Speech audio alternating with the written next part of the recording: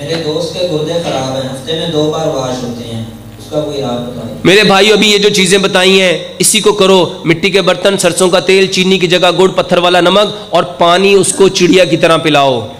पानी उसको चिड़िया की तरह पिलाओ। और एक दवाई मैं अक्सर बताता हूं, और मेरे भाइयों ये दवाई सिर्फ एक बीमारी के लिए नहीं है। बहुत सारे लोग सवाल करते हैं डॉक्टर साहब आपने शुगर के लिए भी यही बताई थी, गुर्दों के लिए भी यही बता रहे हैं, जिगर के लिए भी यही बता रहे हैं। मेरे भाई उसके बारे में सबसे पहले समझ लो, प्यारे पैगंबर जनाबे मोहम्मद सल्लल्लाहु अलैहि वसल्लम ने इरशाद फरमाया, ये कलवंजी काला दाना, इसमें मौत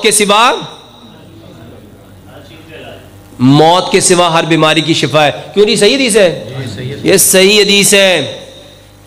और आज यूरोप क्या कर रहा है? नेट के ऊपर कलवंजी के ऊपर बिश्कलात डाल रहा है, मिसकंसेप्शन। सही हदीस है, मौत के सिवा हर बीमारी की। बताने वाले कौन? तो हमें इस्तेमाल करते हुए तकलीफ क्या है? तो कलवंजी इस्तेमाल करो।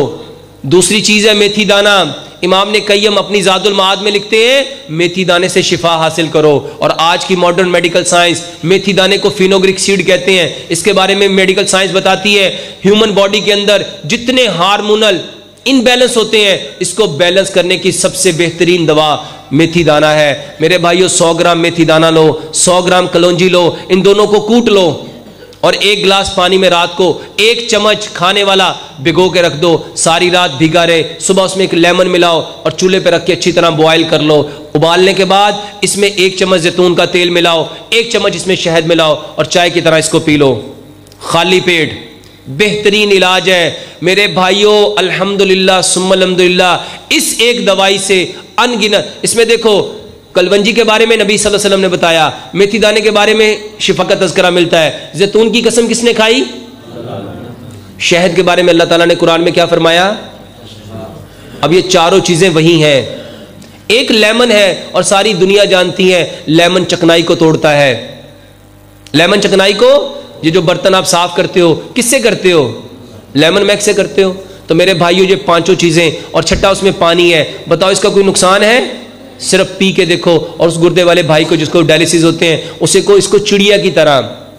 मेरे भाइयों इब्ने खल्दून ने तारीख लिखी, कई सौ साल पुरानी बात है।